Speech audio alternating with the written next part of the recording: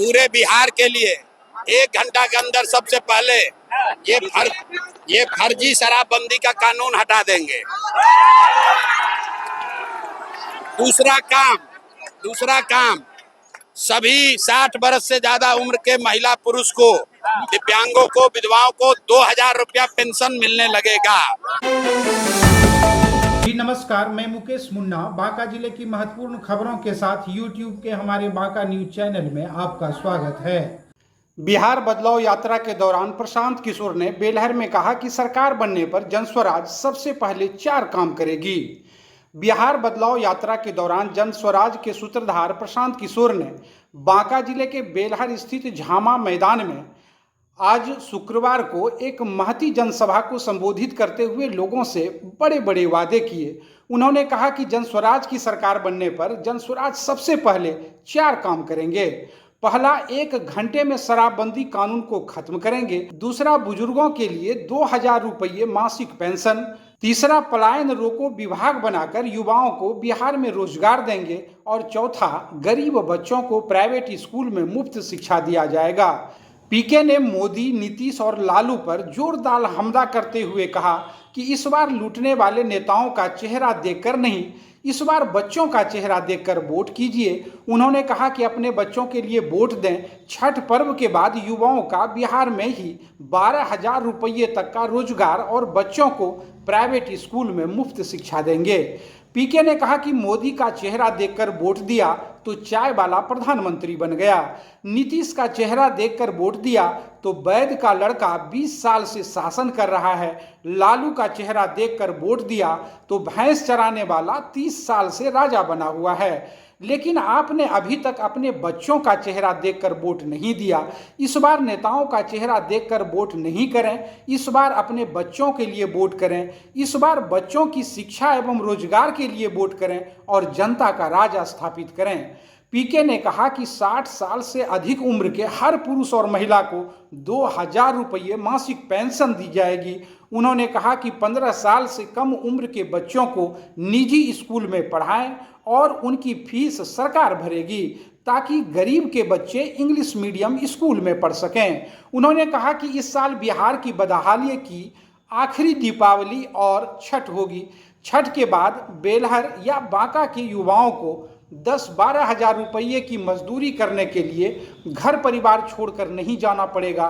बिहार भर के 50 लाख युवाओं को वापस बुलाकर उन्हें यहीं 10-12 हजार रुपये का रोजगार दिया जाएगा। अरे भाई, ये दिखाता है कि जनस्वराज की ताकत कितनी है। जनस्वराज ने आवाज उठाया कि वृद्धों का पेंशन बढ़ाओ, तो 20 बरस से जो पेंशन 400 रुपया पे फंसा हुआ था वो आज 1100 हो गया। आज जब हम लोगों ने पलायन का बात शुरू किया है, आप लिख के रखिए, साल भर के अंदर सारे लोग सिर्फ और सिर्फ एक ही बात करेंगे कि बिहार से बिहार के बच्चों का, युवाओं का पलायन बंद होना चाहिए। कोई बिहार का लड़का बाहर नहीं जाएगा।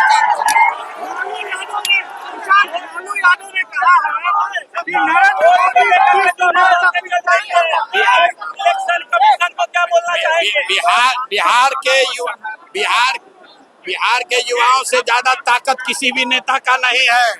बिहार के युवाओं ने ठान लिया है इस बार सिर्फ और सिर्फ वोट रोजगार के लिए चाहिए, पलायन बंद होने के लिए चाहिए, पढ़ाई के लिए चाहिए, और हम लोग को कुछ नहीं सुनना है।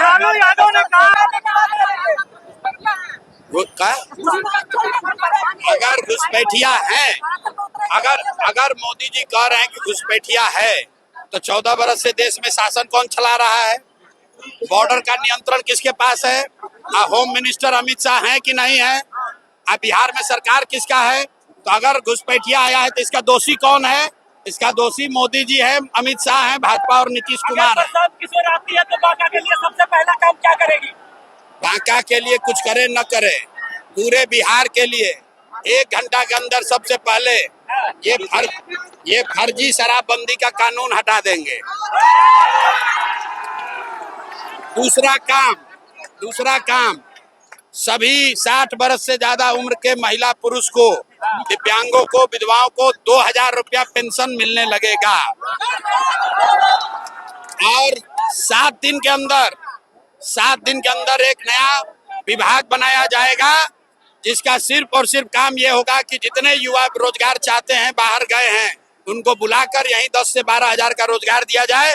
मुख्यमंत्री के अधीन सीधे एक नया विभाग बनाया जाएगा, पलायन रोको विभाग, जिसमें किसी भी युवा को बाहर 10-12 हजार रुपए के लिए नहीं जाना पड़े। पर्यटन के लिए जनसुराज क्या करेगी? अरे रुको यार, चौथा चीज, यहाँ पर जितने गरीब लोग हैं जिनके इलाके में सरकारी स्कूल में खिचड़ी बट रहा है, पढ़ाई नहीं हो रहा है, वहाँ पर लोगों को ये सुविधा दे दी जाएगी कि आप अपने बच्चे को प्राइवेट स्कूल में पढ़ाइए, उसका फीस सरकार भरेगी।